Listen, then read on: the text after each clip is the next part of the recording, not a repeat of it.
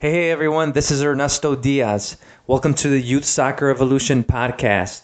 Today in session 1, we are going to kick things off with Ted Kroeten from joyofthepeople.com.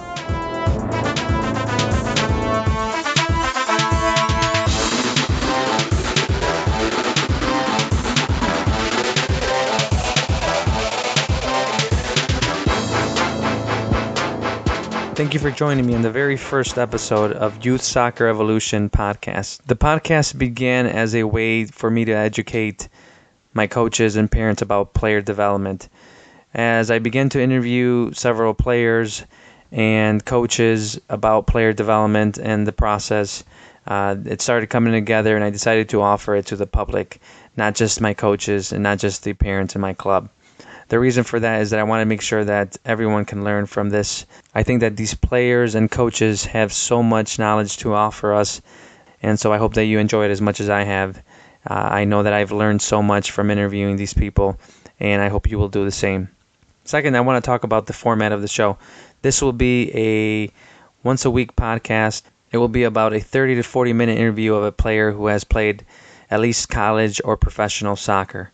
During the interview, they will discuss their journey through the player development process and discuss what helped them develop and reach their peak. I will also ask them about what they could do different if they had to do it all over again. I'll also be interviewing other coaches and administrators in clubs who are making a significant impact on player development. I want to make sure that the podcast is an educational platform and resource for every parent, player, or coach who wants to continue learning about player development process. For the very first episode, I had the pleasure of interviewing Ted Kroeten. For those of you that don't know Ted yet, he is the artistic director of joyofthepeople.com, and he'll be discussing more about this during the interview. Ted has 30 years of coaching club, high school, and college soccer. In 2009, he co-founded Joy of the People. Again, I was very fortunate, very lucky to have the opportunity to interview Ted. I'm really happy and glad that he was able to take the time and share his knowledge and experience with us, because I guarantee that you will see player development and youth coaching in a different way after this interview. We started the interview off with Ted telling us a little bit about himself. Here is Ted Kroeten from joyofthepeople.com. My background is I grew up playing pond hockey, I played every sport, all pickup at our park. And I didn't start playing soccer until I was 16. And then I loved it. I fell in love with it, but I had to work at it, copy people, ask them how they did it. I went to USC on a scholarship, played 1 year there, and then transferred to Trinity College, where I was All-American. And then I got drafted by the NASL, but 2 weeks later it folded. So I just, played soccer in the States I was close to making the 1990 World Cup team. And I was just too old. And I was even lying about my age. But I worked at soccer. I didn't play at it. And, I guess I wanted to understand development. And why it was, like my best friend, who's the president of Joy of the People, he never worked at it. He came over from Brazil when he was 19.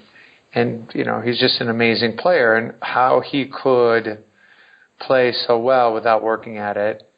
And it seemed like I had a ceiling of abilities that I couldn't quite break through. For instance, in hockey, I can just get out there and skate and go. But in soccer, I almost have to work at it every day. So I started coaching. So I've been coaching for almost 30 years. I started coaching when I was playing. And I came through the developmental system I started with some young teams as they were coming through this developmental system. But immediately, at the same time, I was exploring Brazil. And so my buddy took me to Brazil, where I discovered futsal. I brought that back with me. Back then it was called Futebol Salão, which, small, heavier ball. And then I started to see, they're doing it in a different way. I became a director of coaching, and then got deep into development, where I was developing kids from, 7, 8, 9 years old. We came up with a really nice system. But what was happening was when kids were 19, they were like, God, I just don't want to play soccer anymore. They weren't as good as they should have been. And I was like, okay, there's a problem here, and I think it's because of free play. I think they're not getting enough play like kids would upon hockey, or kids in basketball would get. So what I did was, at the time at the same time I was going to Brazil, I took my B and then A license, and I was doing the licensing programs with the United States, and some I liked, some I didn't like. And about what time? When was that? So 2004, I took my B-foot. I resisted taking coaching licenses because I have a couple of books I'll recommend to you, but one book was Gardner's book about how the coaching methodologies can really restrict and I think you're onto that, restrict your sort of outlook of development, because these coaching schools, they want everything coached the same way. And I kind of knew that, so I stayed away from that. But I took this Brazilian license that was just amazing and highly, highly, highly recommended. It's not that expensive. The other licenses that are really good are the USYSA youth license. It's an excellent license. And then, after that, I would say, getting a C or an NSC advanced diploma is probably all you need. You don't need to go much further than that if you want to develop in youth. When I was at this club, Blackhawks, we were growing it. We were doing a really good job of creating energy, and we were doing a lot of really interesting things. Training a lot of futsal, training a lot of sort of just play style education. But I wanted to institute more free play. So we went to the city of St. Paul and we got a rec center, a building with a gym and in grass and basically an old park. And we made it a free play center. That was our idea. Our clubhouse, free play center, but we had 2,000 kids. Nobody came. I would sit there and there'd be nobody except my kids who were, 5 and 7 years old walking in the door. And what year was that by then? 2007. Okay. So what we had to do was we had to schedule everybody. So it was just basically team practices. And at the time, the board was shifting, so there was these board politics going on, and I could see that if I ever wanted to make a difference, I'm only interested in developing kids. I'm only interested in seeing how good, I had a really good job there, but I could see that they were more interested in serving the wishes of the board members' kids. Who's going to be my next coach? What tournaments am I going to go to? How does my son get a scholarship? Yeah. Well, your son needs to play every single day and enjoy it. And, right now he's not doing either one. So, basically I created this sort of system that became more and more competitive. By the time they were 17, they were just, great teams, but just burnt out. So I was part of the system. I had to get out. So I started a nonprofit and we called it Joy of the People after Garrincha, the player from Brazil. Right. And there's some, ESPN did a thing on him recently. So, it's kind of, I just like the name Joy of the People. I just felt like, wow, that says exactly the kind of development that we want that doesn't exist in youth soccer. So at the time, I didn't know much of what I was doing, but we went to the city and we got a bigger and better rec center. And it was just like 4 of us. And, it was a long process, almost a 2-year process, but when we got it, it was, what do we do with it now? And I laid out the schedule of, what we're going to do over the winter. And the president, the kid from Brazil, the guy from Brazil says, he looks at the paper and he's looking at it, he goes, where's the free play? And I said, well, I got a little bit here, a little bit there. And basically at the time, I did not believe that free play. I thought free play was important. I knew it was important in hockey. I knew it was important in basketball. And I knew it was important in soccer, but I thought I could coach little kids better than free play could develop the kids. So, reluctantly, I put more hours in, and we came up with ways to build in free play hours into the schedule. And one major kind of move that we did that was really lucky was when we did a summer camp, our normal summer camp goes from 9 to 12. And we had a building here. So what we did was we said, okay, we want to build in free play every day. Let's do the camp from 9 to 12. And then from 12 to 3, let's have free play and let's invite anybody who wants to come. And it's all free. And that was kind of our major moment. And we did that every single day of the summer. So the first day we had eight kids. And maybe 1 or 2 kids came at 12 o'clock for free play time, which is no cost. We also worked out lunch. We had to make sure that their kids were hungry, so we got a lunch program. So now they get lunch.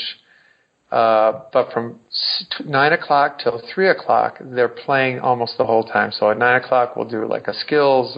Hey, we're going to work on 3-toe shooting. And then we'll play games involving shooting. And then we'll eat lunch. And then free play starts. And then we create fields and everybody just plays. And so I started to see my big moment happen when I walked into the gym one day, and we had argued about free play. Some people on our board wanted free play to be, well, the coaches should sit in the goal and tell the kids where to go, what to do, like be goalies and act as sort of mentors. Yeah. And I think we wanted it to be more organic, more like it would be on the streets of Brazil. So we just said, we have to stay out. We can be there, we can play alongside, but we can't talk, we can't coach.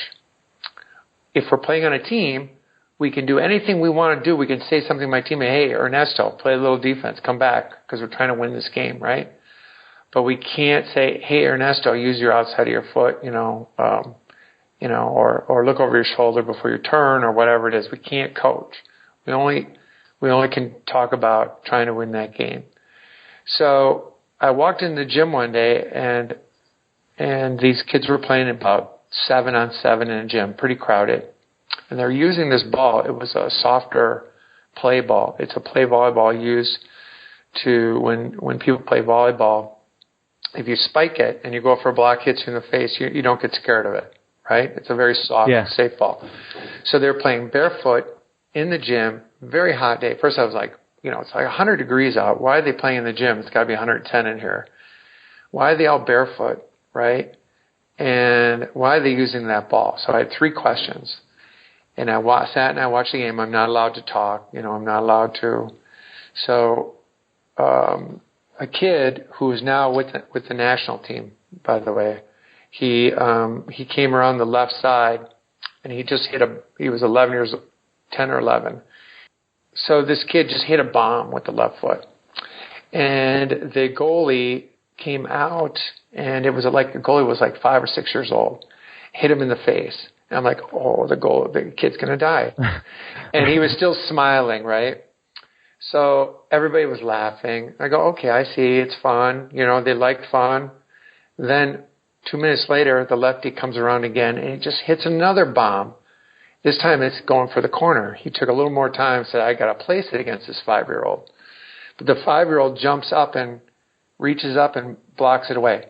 They were playing the futsal goals, I should say, which are fairly big for indoors, right? So they're fairly big size. He taps that ball away, and now the gym goes crazy because people are watching, right? The third time around, the lefty, he sees the defender in front of him, or he sees the goalie, and the goalie sees him, and the goalie comes out and says, I got it, I'm going to stop it, and the lefty goes, I know that you know what I'm going to do. So the lefty just hits a soft chip way up in the air, comes down behind the goalie, can't read the vector, goes in. What had happened there was the kids had set up a game that was equalized. That was equal. 5-year-old is equal to the 10-year-old who was very good. The goals had set up a problem-solving situation between the goalie and the striker. Which is game theory. He thinks that I'm going to go here, but he might go there, so maybe I should go there. And so both are thinking at the same time, right? They're trying to think against each other. I go, that's the problem everybody wants. That's the moment in chess where you have to move your piece, and it's either do or die. That's why we play soccer, for that little, this is the beauty of free play. They came up with it. And then lastly, it was like one of the problems we have in American soccer is we're very good at getting behind defenses. We're very good at, because of our sports. Football, for instance. You get behind and you get, so we have whole systems set up to get the striker behind the defense or even better, the winger behind the defense, right? And then from there, all imagination goes, it's a cross, and then we do our best to get it. Or the striker gets free, and what does he do? He hits it right into the belly of the goalie, right? We've seen it a million times. He can't finish. So then what do? We say, okay, what we have to do is we have to put two goals close together, big goals, with two active goalies, 4v4, and we play, and we give them lots and lots of finishing chances. Really good idea. Except that with a heavier ball, any goalie is going to have to work really hard and get whacked. And, after about 10 minutes, they've had enough, right? They can't play any longer. Unless you have an endless supply of goalies, your finishing opportunities are done at that point. And this is why we don't have good finishers in this country. It's because we don't have systems that allow for tons of repetition. So this softer ball, this futsal-shaped goal, the small-sided, allowed for this kid who's now in the national team pool to have many, many, many hundreds or thousands over the summer of finishing opportunities, right? Of active goalies. Whoever steps in the goal is not afraid of it. So the idea of free play is basically to create equal chances and problems that they can repeat at and come up with interesting solutions to. You should see the kids at this place finish. They do not look like anything, and I have a lot of experience, like anything I've ever seen before. If they get behind the defense, they do not waste the chance. They're almost always moving the goalie a little bit, like I'm going to open up this way, and then they put it the other way. They have about 12 or 15 sort of pat plays, like they'll roll the ball one way, and then they'll toe poke it slowly the other way. They get the goalie moving, and they put it behind the goalie. So they've developed these, and they've copied each other over time. It's just one, but that was my big moment. It was like, at that point, I realized the importance of free play, and then start to study it, research it, try to figure out how the model works. What have the great players done? I was convinced at that point, because I'm a very good developmental coach, and I use the technique to tactics model where you try to introduce them a move, how fun it is, then you try to beat a defender, et cetera, et cetera. So then I started to see, okay, what's happening here, and basically to sort of our theory is, so how we came up with, and then we started to look, okay, what's going on? So in development, the new thing in development is they used to think, and I think many people still do think, that players are made, that Neymar was born, that Pele was born, that all these guys were born special, and they just found their passion in soccer, and that was good luck. If Neymar would have gone up for tennis, maybe he wouldn't have been special at tennis. But new research is showing that it's not about who you are, it's about your environment and working at it. And a lot of this emphasis has been on the 10,000 hours. Do you know about this? Oh, yeah. Yep. So the 10,000 hours. And I came about the 10,000 hour theory when I was in Malmö, Sweden. We were bringing up a team of Blackhawks there in 1999, I think it was. And we were playing in a big tournament. And in the Dana Cup, we were playing in the Dana Cup. And the week before that, we were training with the Malmö youth team. So our kids were training right alongside for 1 week with the Malmo Youth Club, which at the time was one of the best ones in the world. And they were talking about this thing called the 10,000 hour theory. And the reason they were coming up with it was Anders Ericsson, the guy who came up with this sort of theory. He was a Malmo, he's Swedish, and he's a Malmo soccer fan.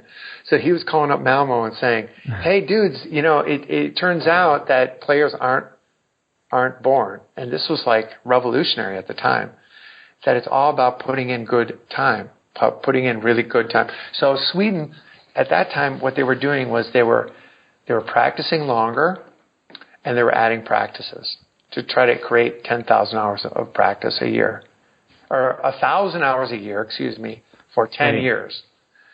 Now, I looked at the model, and I'd been to Brazil, but I hadn't gone to Brazil to study. So I looked at the model and I said, you know, that's a lot of practice. But at the time I didn't believe it. I was a doubter, and here's why. They pointed to this one guy. Here's proof, they said. This kid has put in more time. He's put in 7,000 hours of practice already. He's 15 years old. He is going to make it. And I looked at the kid, and I'm like, he can hardly run with his knees without his knees hitting together, right? He was very, very unathletic. In fact, all the Swedish kids, compared to the American kids, were athletically behind. All of them. And I said, that kid will never make it. You know who that kid was? Who? Zlatan Ibrahimović. Wow. You said he was about 15? Yeah. He was playing with their 16s at the time. I think he was 16 because of a different age bracket. We scrimmaged them later in the week. We beat them. He was not with them in that scrimmage. He had gone to do duty with the U17 or U17 national team. But I was convinced that what we were doing in St. Paul was better than what they were doing in Sweden. Because I saw these kids who were totally unathletic, and I thought, there's just no way. I mean, the kid did some things really cool, but you have to remember where the U.S. was, where I was, and looking at it, we tend to really overestimate athleticism. In soccer, it's not as important as we think it is, and so then I started to follow this kid, and I'm like 2004. I'm like, oh my God, I can't believe it. So more and more I got into this 10,000 hour theory. I was studying with the Blackhawks, and then it's about 10,000 hours of deliberate practice, right? Yeah. That's what they say, or 1,000 hours deliberate practice. But new theories are, so if you look at a current youth 14 sports model, a kid in Minneapolis probably plays about 100, 150 hours of competition a year. Then the next, we tiered it in threes. So we had competition, we had training, and we had sort of the other stuff, play, we called it. So competition, 100, 150 hours. Training, ideally, it's 3 times more than that. It's about 300 hours a year of training, right? Well, Where does the other 500, 600 hours come from? Well, in Mexico or Brazil, it's obvious. They're playing in the streets. Well, is that important for development? Because it's not technically deliberate practice. So we started to really look at sort of how we could put in more time through emphasizing play. Then after that experience in the gym, after I was convinced, we came up with a model that, competition is important. Training is more important than competition. Everybody knows that. Mm-hmm. Play is more important than training, which is something that most coaches don't have a grasp on. So we have competitions. Games are important. Training is more important than games. Play is more important than training. So so when you look at any kind of training scheme or any kind of practice, they all sit on a continuum, a line. On one end is free play, totally free, immediate, loose, intrinsic, fun, right? On the other end is deliberate practice. Tough, difficult, put off rewards until later.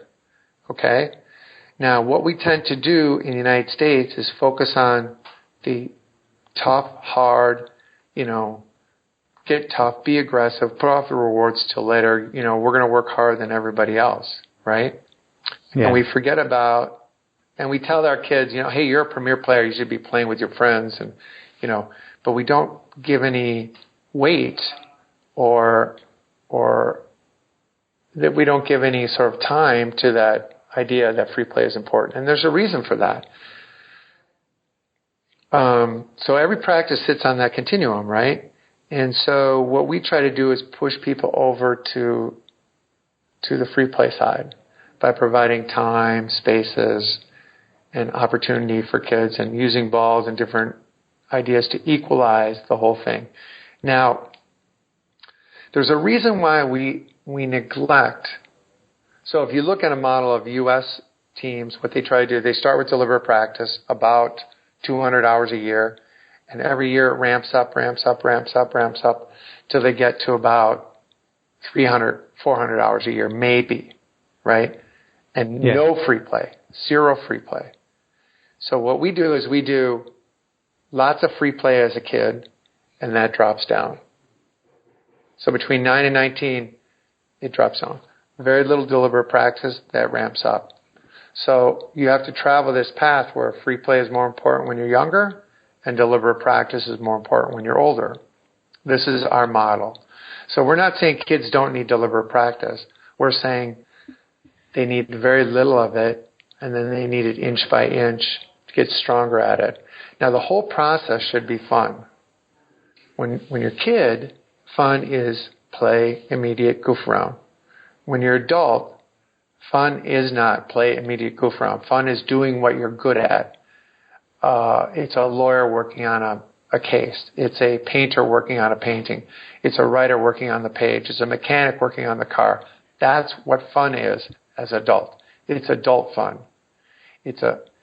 David Beckham doesn't need a lot of free play, but he needs a lot of hard work, and it's fun to hit 200 balls over the wall, to do his yoga, to do his fitness training. He enjoys it because he understands. He has sort of the built-up self-control to understand how to put off rewards until later. Now, we all know that kids who do the hard work later in life, from 15, 16 on, they will make it in whatever whether it's being a painter or being a soccer player, they will make it. How do we, this is that thing called grit. This is what everybody's talking about these days. But nobody knows, where does it come from? How do we teach kids grit? How do they get stronger at it, right? Well, they did an interesting study in hockey, and these guys, these psychologists in Canada, Baker and Cote and Abernathy and Soberlac, where they studied these hockey players who were really good at 14, really, really good. And of masses of number, like super high percentage, I think like 16 of the 22 quit by the time they reached 16. And you said how old were they when the study started? 14. Okay. 13 or 14. They were like, what is bantams? 13s. They were like the top bantam team in Canada, but only 4 of them went on to make the pros, and 6 of them went on to be Division I. So 2 Division I, 4 to pros. What did those 6 kids have that the others didn't have? And they thought they were all good. They thought they were all going to be number 1 draft picks. So they started to look at everything retrospectively about these kids. What did these 6 kids who had the grit to keep going, what did they have different from the 14 that quit, or whoever, 16 that quit? Was it skill level? No. Was it size? No. Was it parents' makeup? No. Was it, poverty? Was it, well-to-do? Was it resources? Was it stick handling? Was it the one thing that 6 kids had in common that the others didn't was they had put in the most time in pond hockey, in free, unstructured play as kids. So what seems to be, what our theory is that play as kids powers adults for the hard, readies adults for the hard work. It prepares us for the hard work as adults. So if we want kids that can work hard in soccer when they get older, we need to blanket them with play as kids. So one of the theories we use to sort of explain this is a second. Do you speak 2 languages? I'm sure you do. Yeah. So, and you speak English without an accent, right? So this is your second language that you speak without an accent. It's fairly rare, right? Yeah, I was pretty young when I moved here. Now, so this linguist named Kroeten I actually took a class with him when I was at USC. He has this theory, it's called Kroeten's learning theory, and it's geared towards language. And what it is if you want to speak a language without accent, if you want to speak a language and know it perfectly, there's 2 phases to it. And the first phase is called acquisition. And what it is unknowable, it's unconscious, it's the being and in and around the language. It's sort of the soft skills of the language, right? The second part is the learning, the rules, laws, and techniques. And his theory is that you must acquire before you learn. Okay? Yeah. And acquisition is when it's done best, it's absolutely unknowable.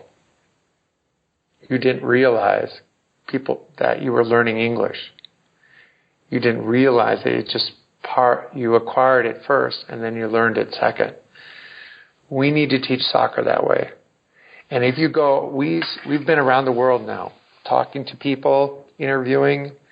We spoke with Roberto Ayala, right? The Argentinian player? Yeah, okay. Captained Argentina more times than Maradona. Very small, elegant, nice guy, right?